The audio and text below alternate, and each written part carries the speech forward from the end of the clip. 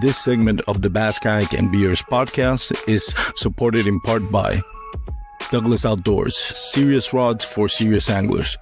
Go to douglasoutdoors.com and check out their new lineup of Era rods that retail under $100. Norsk Lithium, the lithium battery that you need is just a click away. Go to norsklithium.com and check out some of the lightest lithium batteries in the market with the best warranty in the business. Mariner Sales. Located in the heart of the DFW Metroplex, Mariner Sales has the largest inventory of kayak and kayak accessories in North Texas. You can also shop online at marinersales.com.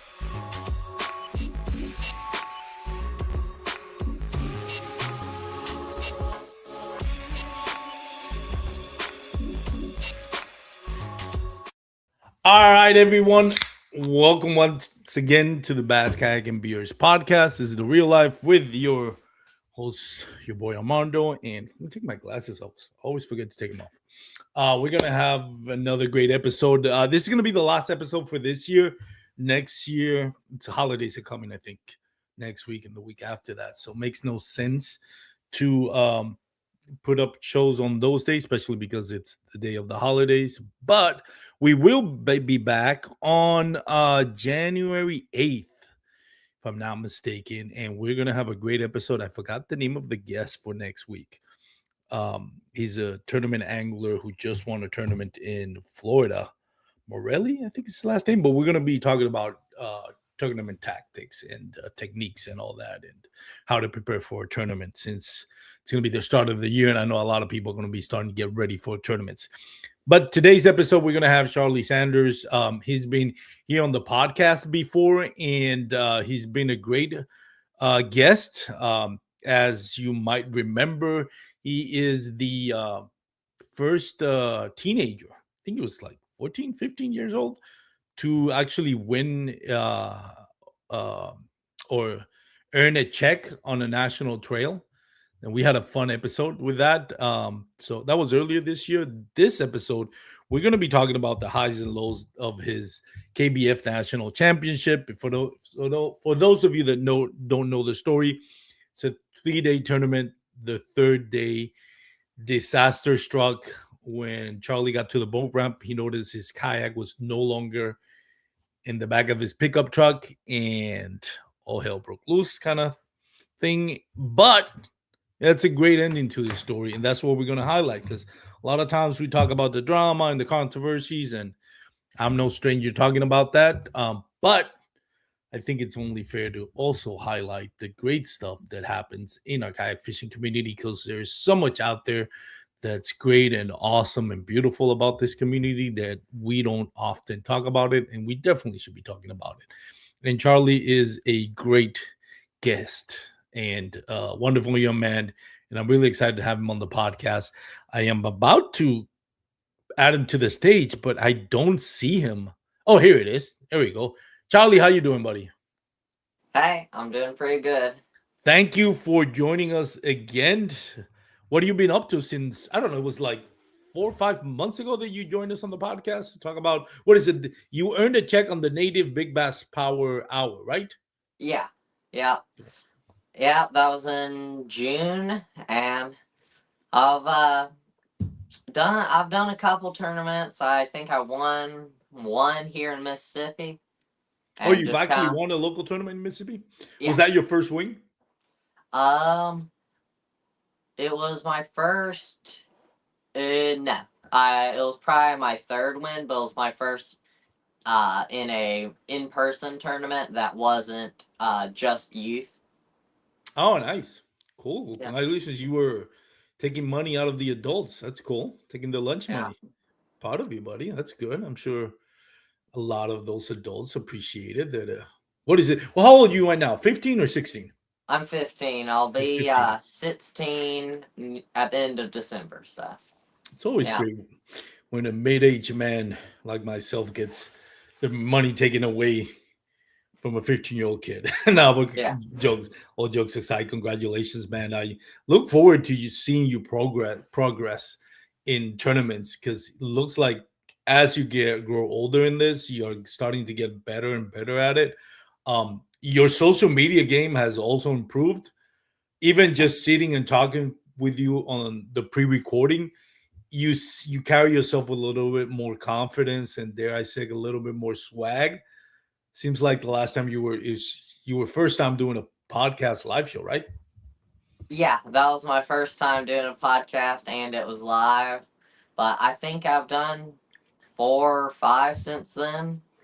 Nice. So, yeah. Well, glad, man. Glad you've been able to enjoy the fruits of your labor. Mhm. What has changed for you in the last few months as far as how do you feel you've grown, first of all, as an angler? Well, hmm. I've been out. The wacky rig and chatterbait were really my two baits near the beginning of the year, but I've really been expanding on that, like my bait arsenal that I'm confident in. Yeah. That's key, right? I think, especially when you're so young, you're able to dial in on that you are getting better at selecting baits and not kind of like run trick pony kind of thing. Some anglers, myself, I went through those growing pains where I was like, all right, chatterbait is my game, and if I'm not catching on chatterbait, then I'm not earning a check. Yeah.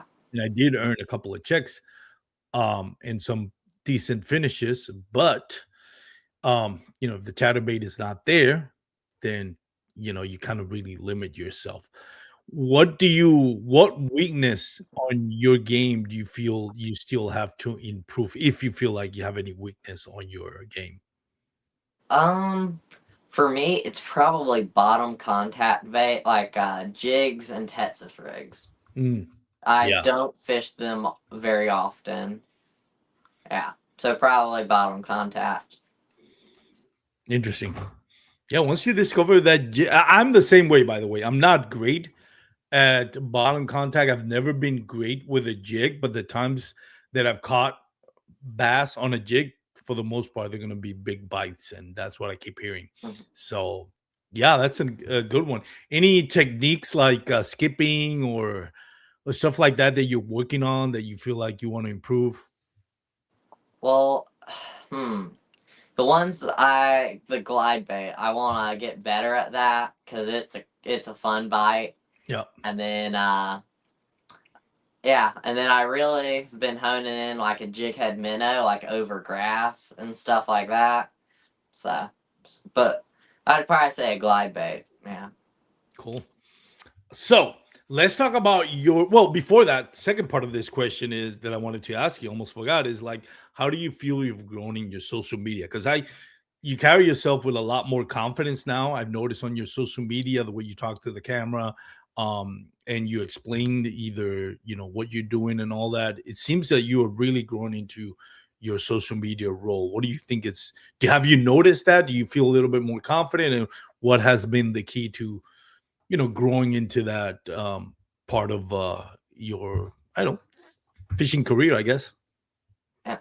Well, I've been trying a lot harder at that, and that's one of my main goals for 2026 is to post more long form videos. And I've been really working on mostly the Instagram, and yeah. Cool, man. Well, it's been pretty cool. I've actually enjoyed some of your kind of on your videos where you're just standing explaining I think either some of the baits or some of the stuff they're using. I think that's really key. It's a lot of times we just post reels of us hook sets and all that, but kind of be able to mix it up and show your personality is key so that people can relate to you and kind of understand who Charlie is, and that makes it a little bit more relatable, and you get, I think, a little bit more um loyal followers when Yeah. I'm sure you're going to be at some point an inspiration, if you're not already there, to some younger kids or kids your age that love this. They're able to connect with you because there's not a lot of 15-year-olds out there doing content for kayak bass fishing. So that's pretty cool, man. I really enjoyed it, and I hope you keep going on it, and try to make sure you pace yourself and don't burn out, because we've seen it so many times. Yeah. So make sure you enjoy what you're doing, and whatever content you put out there is what you want to put, and that you feel is honest and true to yourself. Yeah. A Yeah. true reflection of who you are. Hmm. So, with that being said, let's start talking about your tournament. So, this is the first time you qualify for a national championship, correct? Yeah. How Yeah. did you qualify for the KBF National Championship? Well, I qualified last year, and it was through the Knucklehead series. Mm. So when I qualified for the Knucklehead Championship with KBF, I also qualified for the national championship. Yeah. Cool. So, let's start with pre-fishing. Did you get a chance to pre-fish? What was the I don't follow much of the KBF National Championship as much as I used to. So for me and for those that are watching or listening, where was the tournament held? What lake, what body of water, and what state? Well, it was at Lake Gunnersville, which is probably one of my favorite lakes. And so I was real happy because it's normally in Alabama and in Lake Gunnersville. So I was real happy when I got to fish there again. Nice. So did you get a chance to pre-fish? Yeah, I got a chance to I pre-fished Tuesday and for about an hour Monday. And So go ahead, I'm sorry. And the tournament started on Wednesday. Yeah. So how was pre-fishing for you? Did you able to, set a game plan? Did you find enough of what you wanted to find out to actually draw a game plan once tournament started? Yeah. Well, at first it was like I caught 3 fish Monday, but nothing like that was remotely winning fish. So I kind of I went back to one of my favorite areas in the morning on Tuesday, and then I wasn't really feeling it by about 10 o'clock. So I made probably a 30-minute. I made a pretty good run, probably around 5 or 6 miles, and got to one spot that I saw on the map, and I really liked it. And I caught a couple of bigger fish there, but they were like 16s. So, and I really liked the area. And so that was probably my game plan at the end of day 2. I got off the water around 1:30-ish. And yeah, and that I felt pretty confident that I'd just go across the river to this little small cove. Yeah. Did you do a lot of since you mentioned you found something on the map?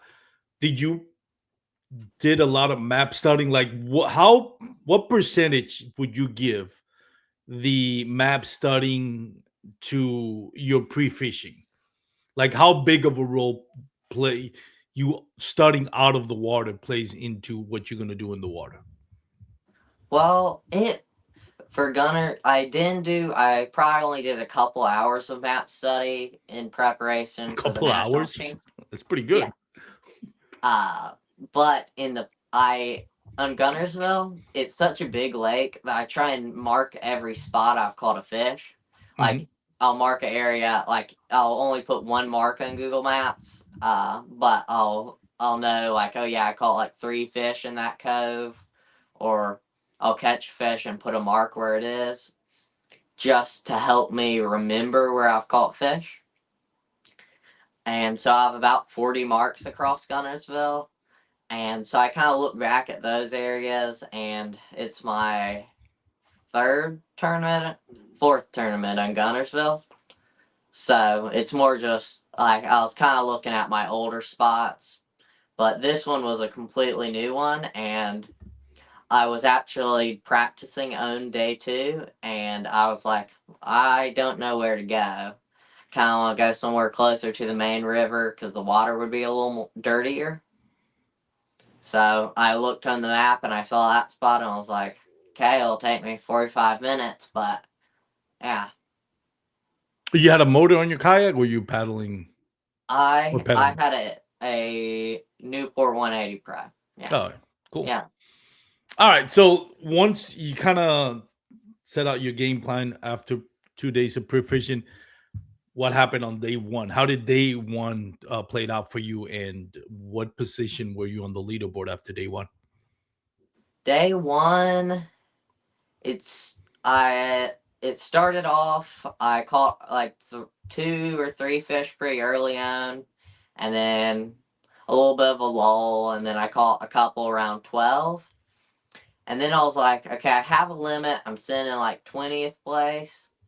And so I was like, I kind of want to go just practice for about an hour or two. So I just kind of went downriver a little bit, just kind of looking for another area similar, because the bite had kind of slowed down. And I was just, their day 1 and 2 are just like, the scales are evened on Friday. So I was like, I'll go try and find another spot for Friday. And so I go kind of practicing. I find a lot of shad, but I don't find any bass around them. And then I remember that there was also shad in the main cove.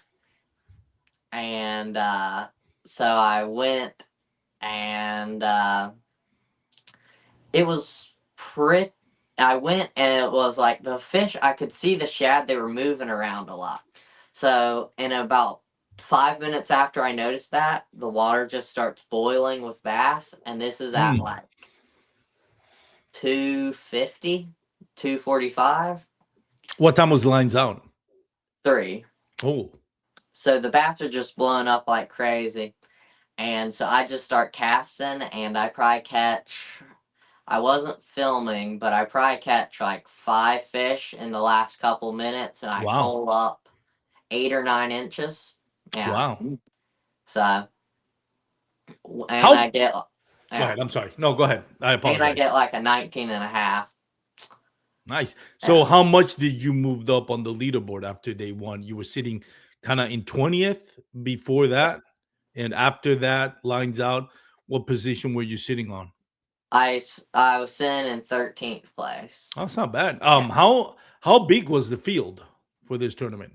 I think like 102, Oh, 103. so yeah, 13th place is more than a nice, comfortable place to be in. Like gives you Yeah. confidence. Still a lot of work to do to finish in Yeah. the top, but still like you're in striking distance. How did that feel knowing that you, because obviously you got out of you kind of your comfort zone and decided I'm not finding anything, which is part of probably the hardest thing to do, and what the downfall for a lot of anglers is like you caught 3, you caught 2, you figured, I just gotta keep picking this spot, not knowing that you should probably move to try to find greener pastures, but it's so hard. It's so hard to do that sometimes. But you were able to show maturity and wisdom beyond your age and kind of like say, I'm gonna look for a spot. Like you mentioned, you kind of like when practice. That takes kind of like guts to be able to say, I'm not, confidence in yourself that you're gonna be able to upgrade instead of just picking this place apart and hoping that maybe you catch a bigger one. Is that recognition of knowing I cannot upgrade here. I need to move. I can't be complacent. I need to move if I'm going to make a dent in this tournament. So, having said that, how did it? Well, you mentioned from 12 noon to like 5-10 minutes before lines out. Were you able to call or catch any fish From before you got started catching at the end? I mean, yeah. Or I don't think I caught any fish after I decided that I'd go look for new spots. so Yeah. that be, when you look and you feel like, okay, I only got 10-15 minutes left, did you feel like you made a huge mistake, or were you still hopeful that you could be able to find something, right up until the point that you found something? What was that mental struggle like for you? Well, I still was happy with my decision, because in my brain, if I'm thinking like I want to go check out that other cove down the river, I'll be thinking it, or like sometimes it'll be there's some open water behind that mat. So if I spend like 10 minutes motoring through this mat, I can get to some open water. In my head, like I will be thinking about that, and if I don't do it when I can, I'll do it in the tournament, and Mhm. or like in an important time and kind of just waste time. So I always, if there's something I think about, I always go at least try it. Mhm. So once you started catching in lines out and you upgraded called 8 or 9 inches, I think you mentioned, how did that felt? Like how much of a confidence boost I'm sorry, was there for you mentally uh, and emotionally to know that you made the right call and it worked out? It was a huge confidence boost to know that going back to that spot in the last 15 minutes helped me a lot. And so it was a pretty, and it made me reassured that that spot had bass in it, like had a big population of bass with like, it was a good bass to shad ratio, so there weren't just Mm. a million shad and like no bass. That and that made me really like that area, so it gave me a lot of confidence going into day two. Yeah, I would assume so. So day two, what was your game plan and how did day two shaped out for you? Day two, my game plan was just to get over there and kind of fish around that area, knowing that the fish would probably start blowing up again. But I decided to let that spot rest and go somewhere else in the morning. That was about probably it was a while. I went somewhere up the river just slightly that was still in a distance that I could get back to that spot in about 40 Mhm. minutes on the water. So I went there, that had a similar look on the map to where I was fishing day one, just to give that place a rest so I wasn't burning it down. Mhm. And I was pretty confident because when I launched, two people that were in the top five were there. So I was like, okay, this is pretty good. So I fished around there. I caught three fish before like eight. So I was pretty happy with that. But then it just kind of like there was a lull between 8 and like 12:40 where I didn't catch a single fish. And I ended up going kind of all over the place. And I went back to the same spot, and it was like I had just eaten lunch, and then I catch at 18. And I was like, okay, I think it's gonna start warming up. And so then I kind of I decided to take a break from fishing shallow and go try and like scope around for a little while. And I end up catching like two 17s pretty quickly, Nice. and and then a striper, a small little baby striper. And then I look at the shad, and instead of being in balls, they're kind of like they're moving around a lot, and then they're like turn like vertical, like Mhm. from the top to the bottom shad. And I'm like, what is that about? And they're moving around real fast, and then they start busting. And but this is at like 2, 1:30, 2 o'clock. Mhm. So it's a lot earlier than they did the day before. And so I'm like, okay, it's on. And I'm like double checked my camera was running, and then it was so many fish. I'm having to I'm editing the video right now, and I'm having to not have all the fish catches in because like of how many.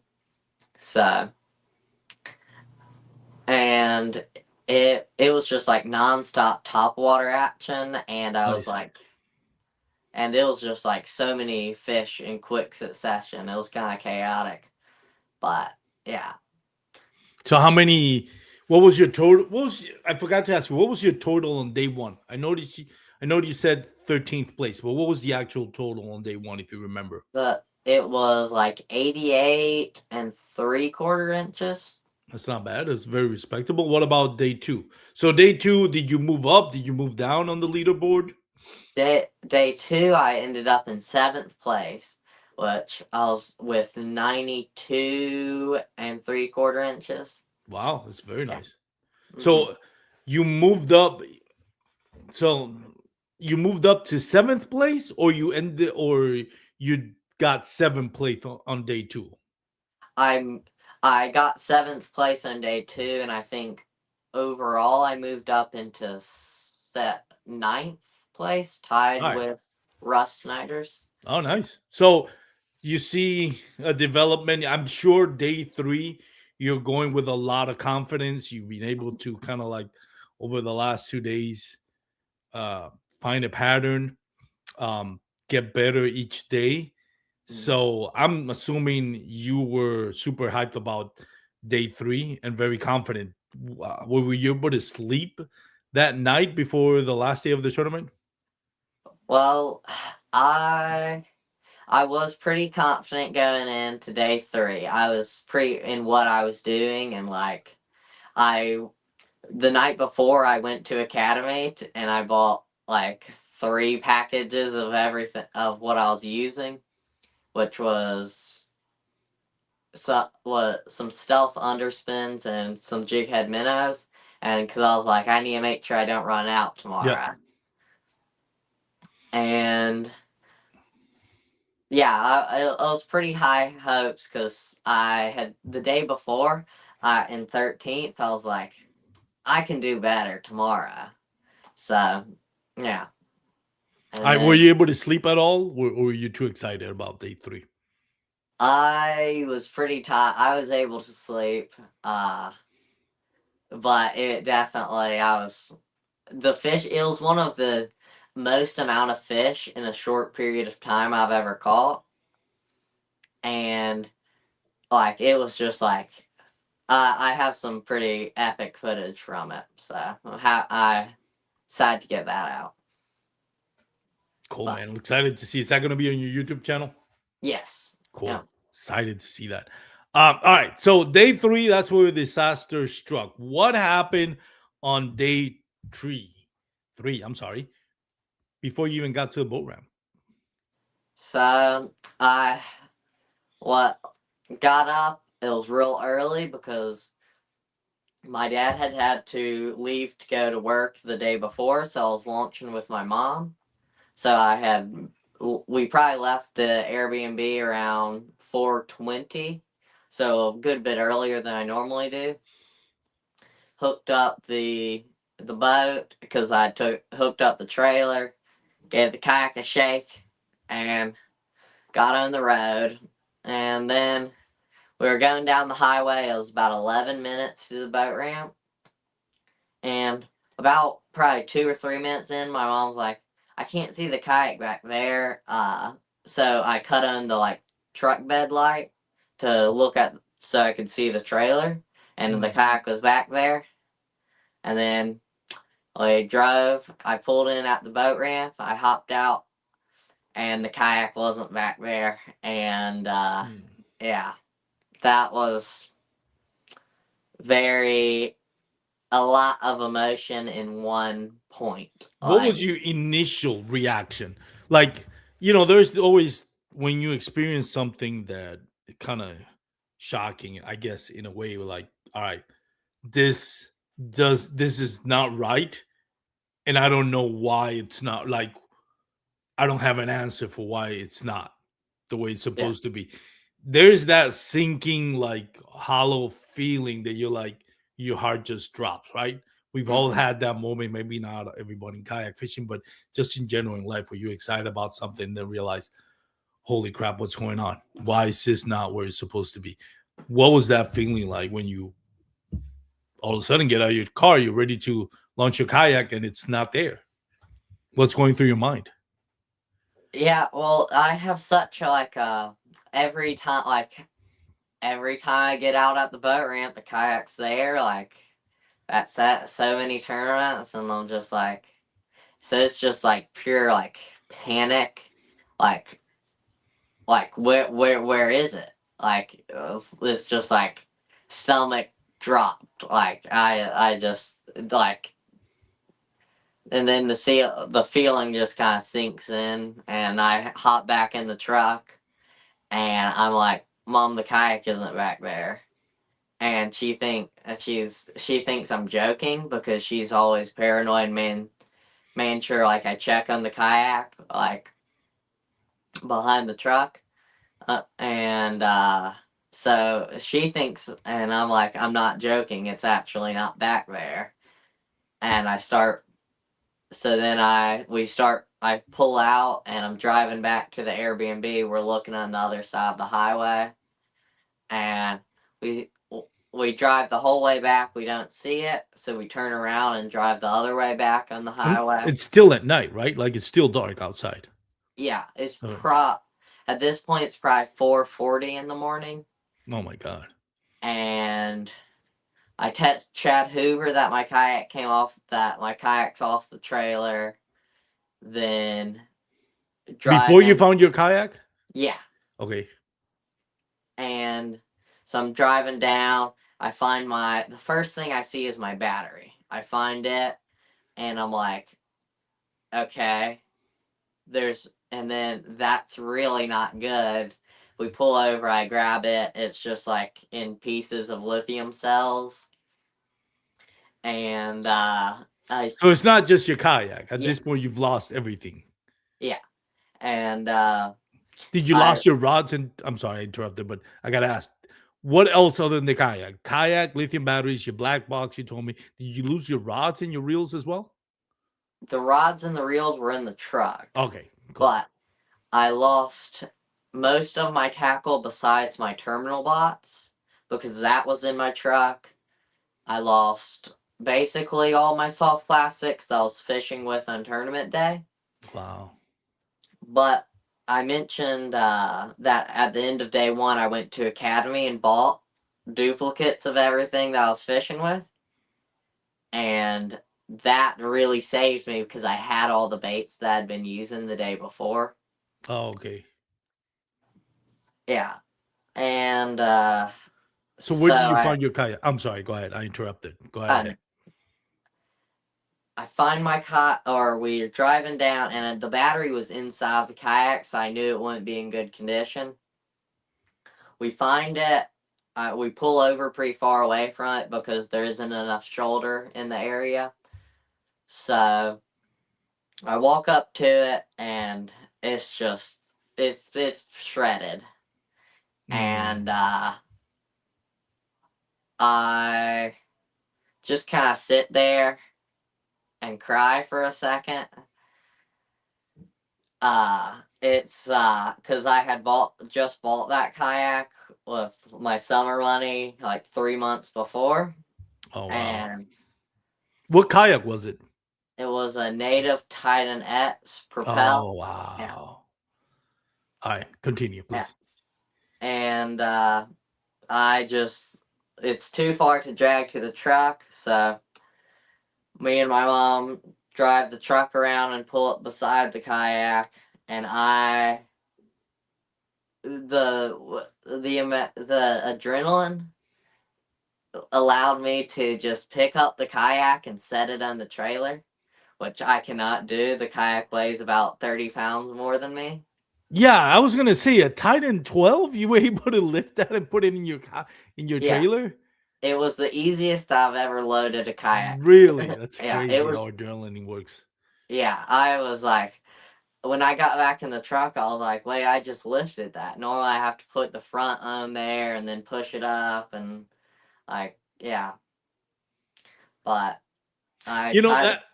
I'm sorry to interrupt, but I got to chime in on this. That little piece of information to me says a lot about you and your mental fortitude, especially considering you're 15 years old. Like you are. One thing that I've noticed about you, the the little that we only talked through the podcast, but listening you talk and listening you narrate through that, it seems to me that you're emotionally very mature beyond your age. Like most kids will go through that, knowing not just the tournament, knowing that you can win a national championship. You're right there. You've improved. You're right tied with Russ Snyder. The fact that you are just bought a kayak with your hard-earned money, I think even adults, heck, even myself, that would have probably destroyed me. I've I've experienced this, and I know a lot of adults have experienced, a tragedy of a tournament that you just not having your tournament. Just pack it up, go home. I'm done with, mentally, I can't. It's not good for me to continue pressing on this. But the fact that adrenaline kicked in and you didn't give up. You weren't feeling sorry for yourself. You weren't throwing out tantrums. You weren't questioning why me, which I've heard a lot of people say.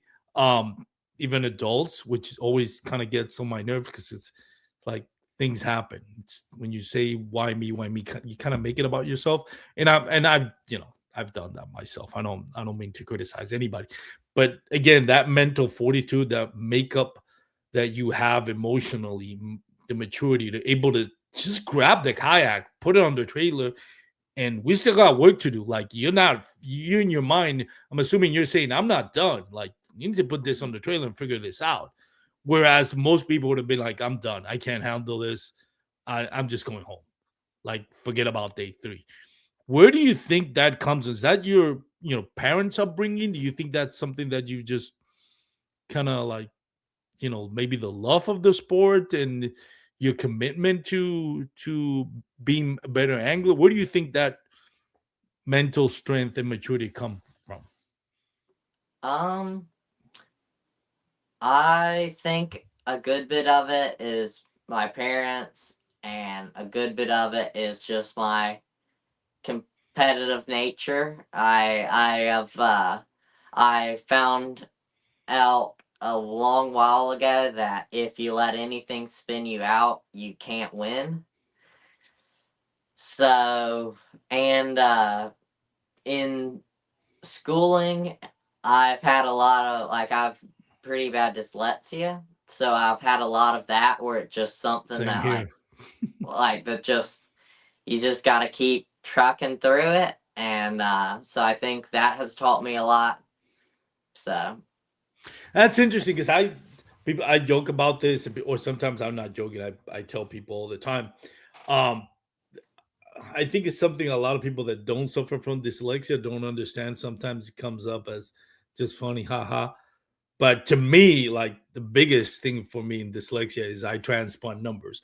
Like if you read out your phone number, my mind is already predetermined that, like, I know when you first read it to me or I first read it on a text, I already know that the middle numbers I'm going to transpond them.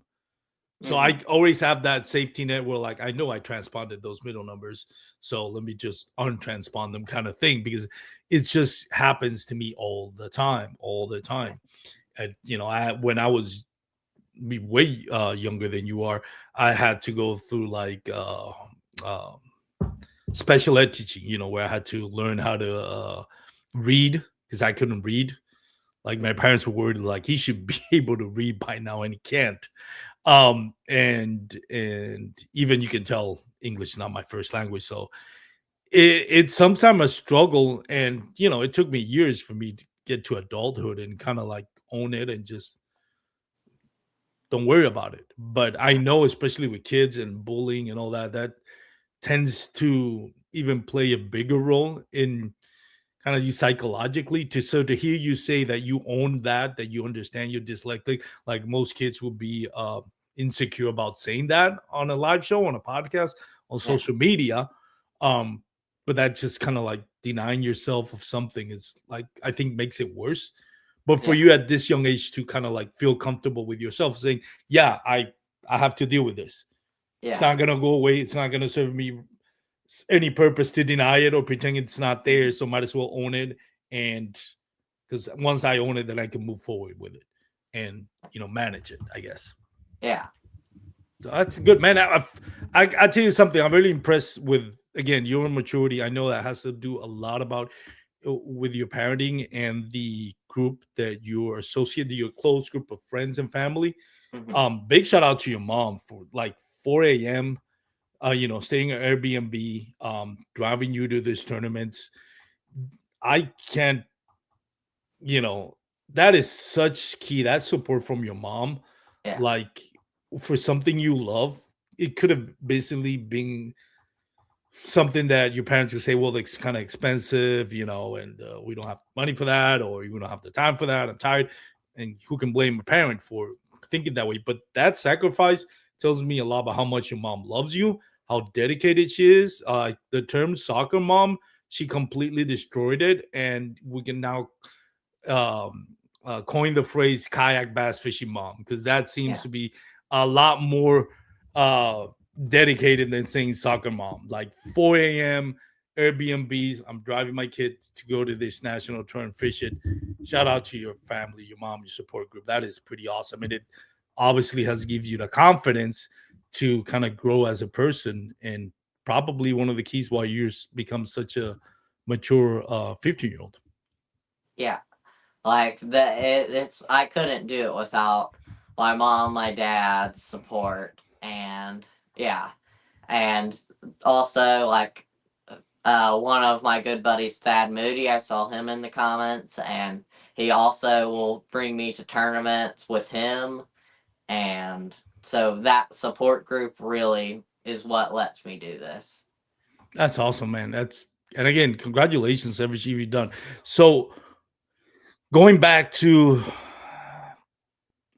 the tragedy of, like, you lost your rig, you put your kayak back in the trailer. What happens next? So I get back in the truck. I'm like, okay, what now? I called Chad Hoover because he hadn't texted me back yet, and I'm like, so my kayak, like, it's shredded. He's like immediately on it and's like, okay, I've got a RVR 119 or a RVR 119 or a PWR. Which one do you want? And I'm like, I'll PWR. And so I start driving to the KBF headquarters, which is about 30 minutes away. So it really, we drop off the kayak at the Airbnb and go there. And I have some time to, like, gather myself and make sure I'm good to fish. And by about halfway through the car ride, I completely drop it emotionally for the time being. And I'm just like, I Overwhelmed. want to fish. Mhm. So, and I know my bite's later in the day, so that gives me a lot of calm going into it, that I'm not missing insane amounts of fishing. And I get the kayak from Chad Hoover. He walks me through everything on it. He talks, makes sure we're good. Then we drive back to the boat ramp, and it's about 8 o'clock, and I launch and get on my way. Mhm. And that kayak, it had a Torpedo on it. So, because with my Newport, I'd been going, we looked on the map, and about 15-ish miles a day. And so having also a motor on that kayak really helped. And so I get fishing, and I immediately catch 2 fish, and they're schooling in the morning. So that has me a little worried, but I catch 2 fish. And that really helps because, like, just to, like, kind of, like, I had already kind of shooken it off, but having those 2 early owned fish, that just really, like, it always helps you when you catch fish early. Yeah, puts your head in the right place, I guess. Yeah. Go Yeah. ahead. And yeah, the day goes on from there, and then it just kind of slows down pretty big. It's windy and overcast, and the days before have been sunny and glass calm. So the conditions change up a bit, and I take a break and about 10 o'clock and make a video, call my parents, like just check in,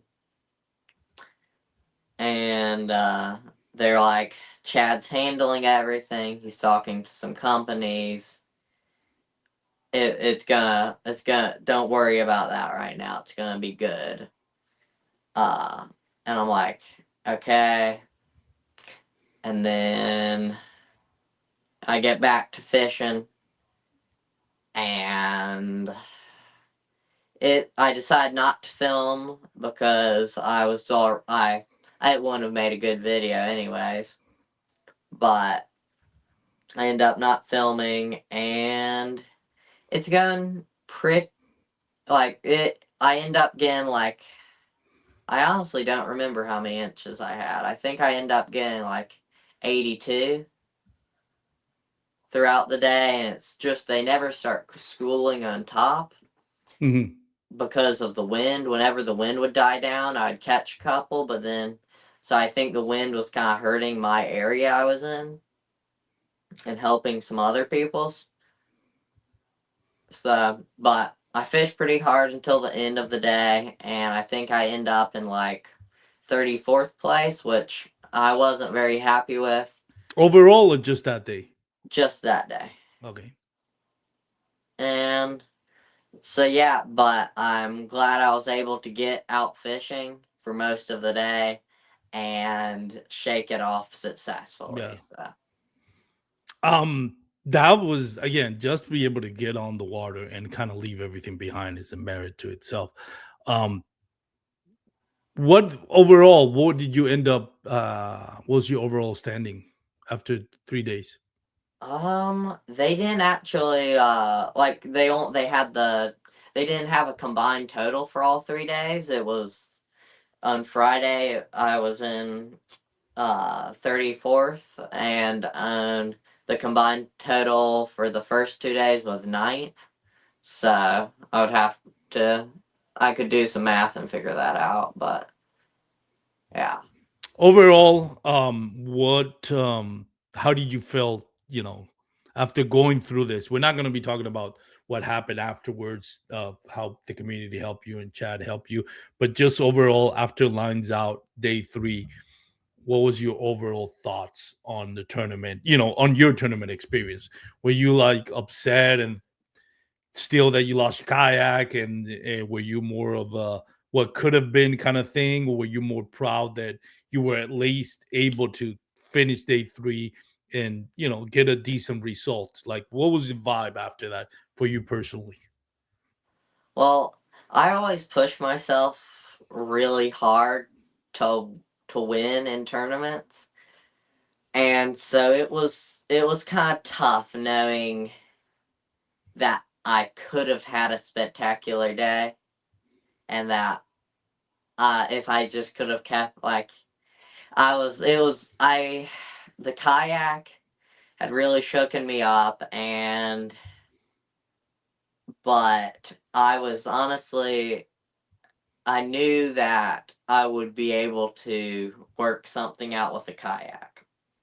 Even like if it was at cost kayak from like a dealer, I knew something could get worked out. So that wasn't too high on my mind. I had been borrowing a friend's live scope, and that got messed up. Ooh. But after, when I got off the water, I was still happy. Like, I don't know.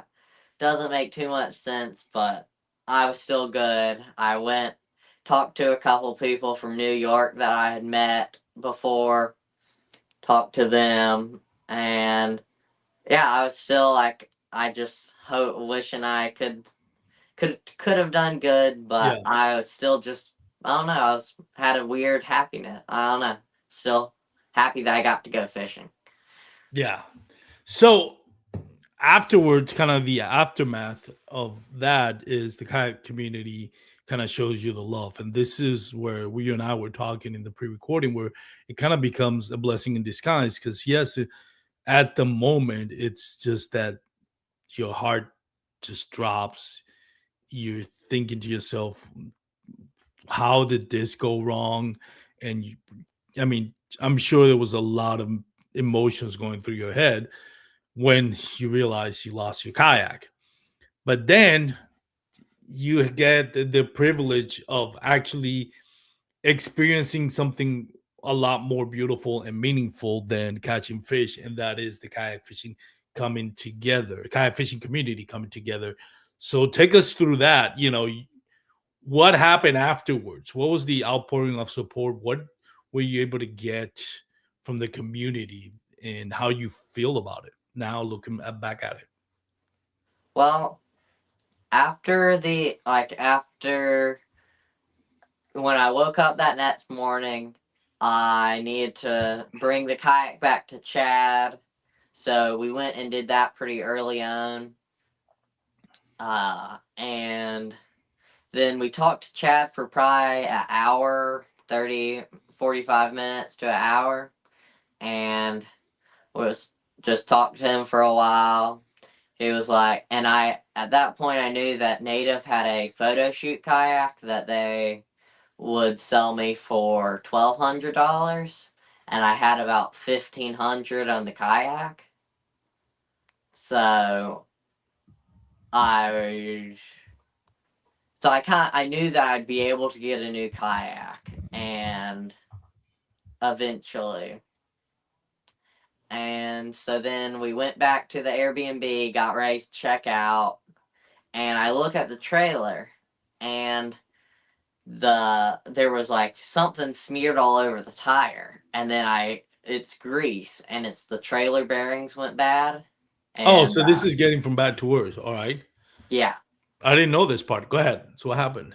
And I'm like, okay, what? I grab the wheel and I shake it. The bearings are completely shot. Wow. So I'm like, okay, hmm, what, what now? So I find out where I can get bearings. Chad Hoover had asked me to help him build a trailer later that day. Mhm. So I was like, hey, I'm going to be late. My trailer bearings went bad.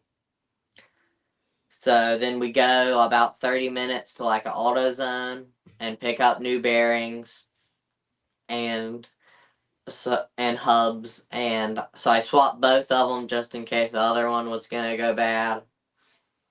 And that takes a good while. I hadn't ever done it before.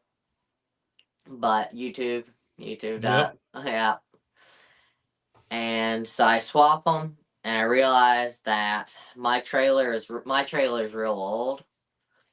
So it has a long, like where the trailer bearing goes is a long hub, like for long hubs. Mhm. But long hubs aren't really made anymore. Mhm. So they can still slide back and forth unless I buy a spacer. But there was nowhere to get a spacer. The KBF headquarters was about 20 minutes away, so I was like, I guess I'm driving with, like, I have loose wheels, basically, so I'm like, I'll just go slow. And the people, I knew all the guys at KBF could help me figure something out. Mhm. So I get there, and the bearings were still working, they were just, so I get to KBF, and probably about 2 hours later than I said that I was gonna get there to help them like set up for the awards and stuff.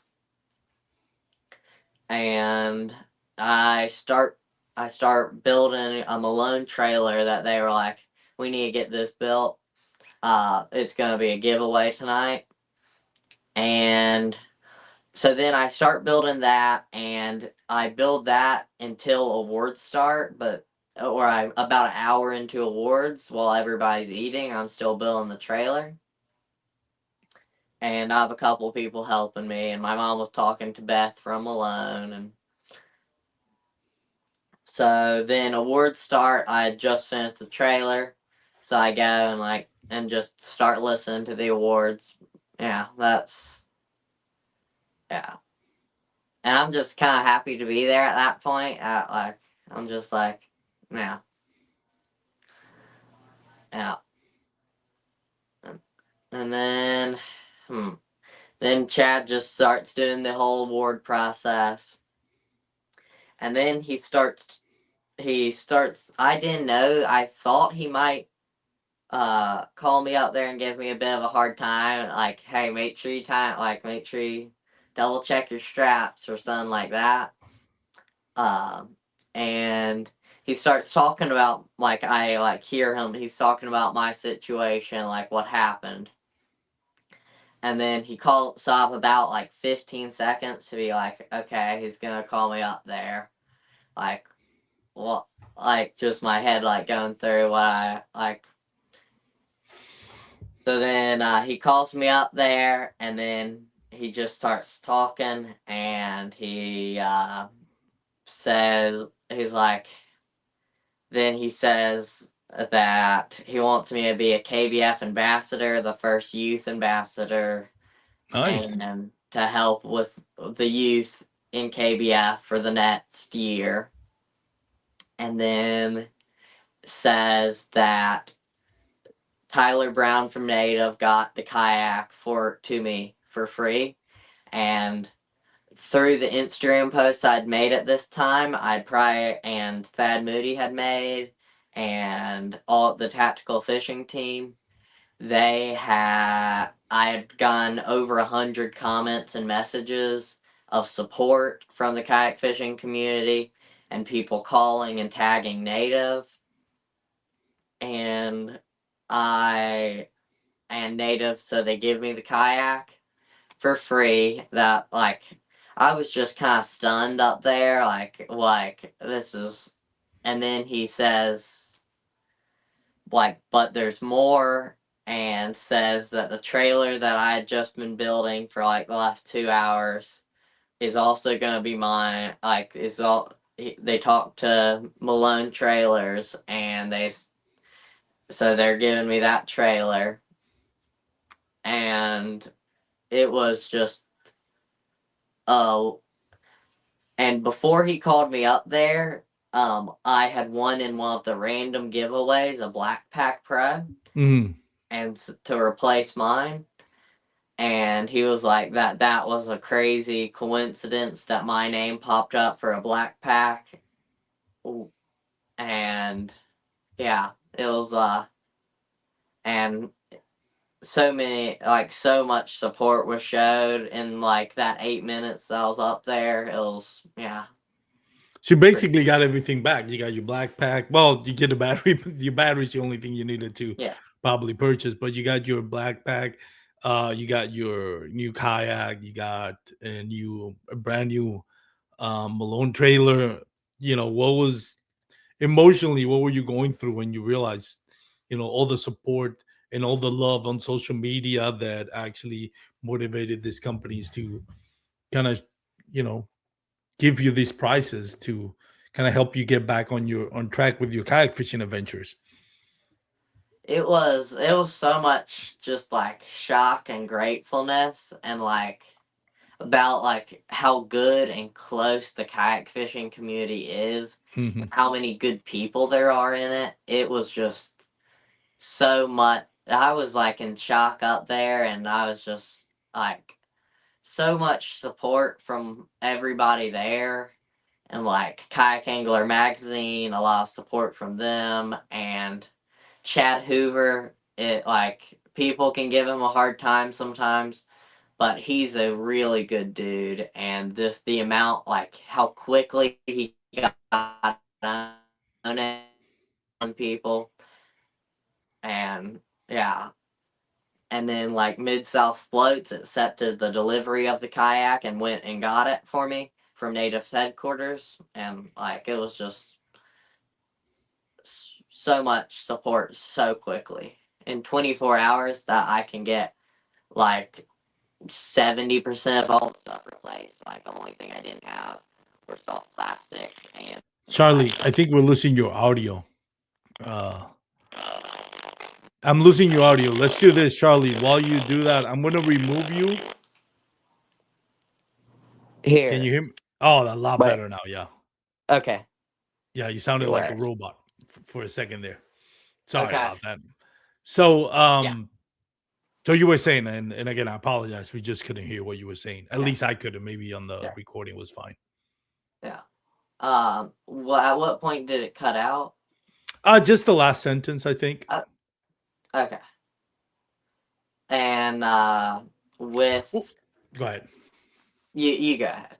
No, I was gonna say that that's big on Chad. You mentioned Chad gets a lot of criticism, sometimes deserving. I've been one to criticize some of the things where I don't feel it's right, but I have met in Yeah. person. I can definitely say from my standpoint that even though I may not agree with some of the stuff that goes down, I do think he's a great person. I do think he's a very kind-hearted man that really cares about the kayak bass fishing community, and it really showed. If I'm going to be critical on some things about Chad, I also have to be honest and fair and praise him. And this is definitely one of the times where you should all praise Chad Hoover for what he's done to help you. It's not the first time he's done something like this. I know a few years ago somebody forgot the name of the angler, but I think it was also in a national championship, and the truck backed up and destroyed his kayak, and Chad Hoover did something similar, and he's been known to be very charitable, and Yeah. so we have to praise him for that. If Because he is a very kind-hearted soul. um with things when stuff like this happens. So big props to Yeah. Chad Hoover and everybody that not just Chad Hoover, everybody like Malone Trailers. You mentioned Moody Outdoors. I'm sure everybody what is it, Native Big Bass Power, Native Kayaks. I was mentioning the tournament. So many people that you want to thank and that has stepped up. And that's the kind of like the beauty about it, that from what I mentioned, it's like the blessing in disguise is you get to experience this, and this the love, especially for a young man like you, who's trying to do always what's best. um Experiencing that love, I'm in a way, it's weird that I'm kind of glad that this happened to you, because you get to experience this, because whatever you lost does not compare to the love that you got back from everybody else. Yeah, you got a kayak bag, you got a black pack, and you got a trailer, but it's not that. Those are materials things. Is the way people show love for you in person and on social media. That I think is what it's so beautiful, and what I'm glad that you went through this so you can experience this. I know it Yeah. sounds kind of weird, but it's an awesome privilege to have and to experience. Yeah. It really showed like just how like good the kayak fishing community is. Like I like it made me want to keep kayak fishing for as long as possible. Like it, yeah. And yeah, it was, and then like even companies and people, like companies I've never even talked to, like Source Crate, they were like, heard what happened, like this was before I knew I got a black pack, we're gonna send you one of our crates. It unfortunately got like the postal service messed it up, but they like within a couple days had sent out a crate to me, and that should get here eventually. And then like just like people and companies reaching out like so quickly. Yeah. That's awesome, man. I'm again glad you able to experience that. Experience that couldn't happen to a more wonderful person, to be honest. From the little that you and I have able to kind of engage in social media and in the podcast. Really happy for you again, for also for your success that you've had. And what are your plans for next year? Now, this is you're going into how many years have you been doing this cold kayak bass fishing thing? Tournaments, it'll be 2 years. So So what are your goals for 2026? Are you going to continue doing tournaments and doing social media posts and even be involved in kayak bass fishing? I'm definitely gonna continue doing tournaments and social media. I want to do a pretty good push for that. I'm gonna try and fish a lot more local tournaments since I'll have my license. So the burden of getting me to most of these tournaments won't be on my parents solely. So I'll be able to go to some of the local tournaments. And I want to fit. I want to try a Bassmaster Kayak Series tournament. That's one of my goals. Have you put something in the calendar? Like, do you know which one you're going to be trying? Well, there's a couple in driving distance, like feasible driving distance. There's the one at Caddo, and then the one in South Carolina. Nice. Where do you live, And Charlie? I forgot. I live in North Mississippi, All right. so Yeah, Cotto's not that far. How long is it a drive for you? Like 8 hours? No, probably less. I think like 5 or 6 hours. Yeah. Nice. So it's not too bad, but that same weekend is the Native Big Bass Power Hour on Gunnersville. So I think I want to fish the one on Gunnersville because I love those tournaments, and that's one of my favorite formats, and I love Gunnersville. So I think I want to. I think that's where You ever fish Cotto? No, but it looks like a forest. How far is Guntersville from where you live? About 3.5 hours. All right, I'm gonna give you some advice, but you take Yeah. it if you want. It's unsolicited advice. Yeah. Go to the Cotto tournament because Yeah. I have you ever fished a swamp? Yeah. Like Yeah. standing timber, not standing timber. Forgot what's the oh my god, cypress trees, like flooded cypress tree swamp. Have you fished anything like that before? Yeah, there's a couple lakes around here that are about half cypress and it's like that's kind of how like I fish a lot of like stained water cypress trees, like yeah. I would Indeed. expect, like Moody said, you live Yeah. in Mississippi, I'm sure. Man, if you get a chance to go to Cotto for national trails, take advantage.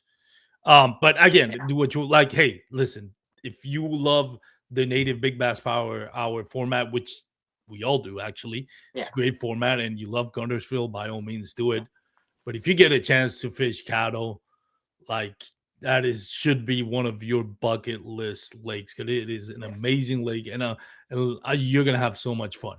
So, but again, wherever you choose to fish, wish you the best, man. Yeah. Yeah. And then so those are mostly my plans for next year.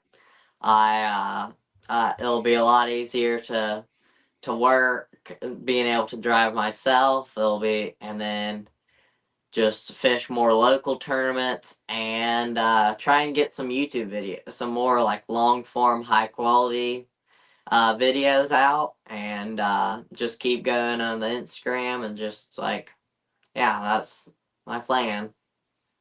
Well, good luck to you, man. It's again wonderful to see you progress both in social media and kayak bass fishing. Whether it's tournaments, just enjoying what you're doing. I think that's everything else. I believe it's noise, but I guess we enjoy social media. It helps with the sponsorship and tournaments and all that. But really, it's just noise.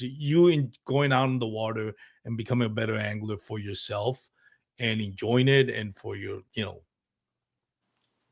growth as a person, and just being able to handle adversity. That's the biggest thing. As long as you're enjoying what you're doing, you're never going to go wrong. But before I let you go, because I know I've had you for over an hour now, I wanted to give you a chance to we have a question for one of our listeners. Michael Bradley says, any intentions of getting into a boat tournament? So do you have an intention to get into a boat tournament? Would you like to move on a boat at some point? Well, I really like the kayak, and but I would definitely fish as a co-angler in a couple of the trails around here, because a boat definitely isn't in my budget. But So eventually, and I'll probably fish a couple co-angler tournaments. But right now, I think I'm content with the kayak. Well, we'd love to have you in the community. So, but if you decide to go to a boat, nothing wrong with that. All right. Yeah. So before I let you go, I know you already thanked a bunch of people, but maybe you have some other people you want to thank, and you have companies that are supporting you in your social media and your tournaments. So go ahead and take a few minutes. Tell us where people can follow you and give shout out to anybody you want to shout out and plug into the podcast. Yeah. And well, right before I go into that, I want Oh yeah, please. something that I forgot to mention about next year is the Kayak Angler magazine is they're running their yak offs but for youth, so they're gonna call it the Yak Off Next Gen. And so I'm gonna be to help showcase like high school anglers in kayak fishing. So that's gonna be like I've been rigging out this new kayak, a bit extra for that series, and I think that's really important to help showcase more youth in the sport. Yep. Yeah. But for the companies that help me, and my social medias are Charlie Sanders Fishing on YouTube and Instagram, and like Mississippi Red Hot Sauce. They're a local company here in Starkville. They make and grow their or pepper sauce here in Starkville. It was where I'm from, and they're one of my main sponsors. And then Tactical Fishing Company, and they make some good baits and they support me. And then Newport Vessels. I just with all my ambassador points from this last year, I got a NK300 from them. So those are the main ones right now, and yeah. Awesome. Where can people follow you on social media? Did you mention that already? No, I don't think you have. Yeah. Charlie Sanders Fishing on Instagram and YouTube. Yeah. Awesome. Well, Charlie, thank you so much for your time, for coming onto a podcast. Love listening to this story. Loved that we get able to share this. I know, like I mentioned in the intro, sometimes we give too much attention to cheaters and dramas and conspiracies and all that, but to be able to actually talk about something which I guess it's not going to go viral, right? Yeah. As much as compared to talking about other things, but it's still enjoyable. And I think for those few people that do listen to the podcast and do listen to your story, I hope it's inspirational for them to get more involved, not just in fishing, but in the kayak bass fishing community. Because again, 99% of the time, it is a wonderful interaction between anglers of all ages, genders, and all walks of life. And it's a wonderful community and a sport to be part of. So thank you again, Charlie. Wish you the best next year. Hopefully we'll get you on the podcast sometime next year, talk about a big win, maybe a national trail or something like that. And make sure you wear your PFDs, everyone. Yeah. And make sure you check the straps on your kayaks before you head out to the boat ramp. Words to live by. Yeah. And thank you to everybody that supports you, especially your mom, doing everything that she's doing. So thanks, Mom. You rock. Don't be embarrassed to say that, to sell. Do you get embarrassed if your mom tells you I love you right as you're leaving the boat ramp and you're all embarrassed about it? No? No. Whenever mom, dad, I love you, Charlie. Lines out, and you're like, oh my God.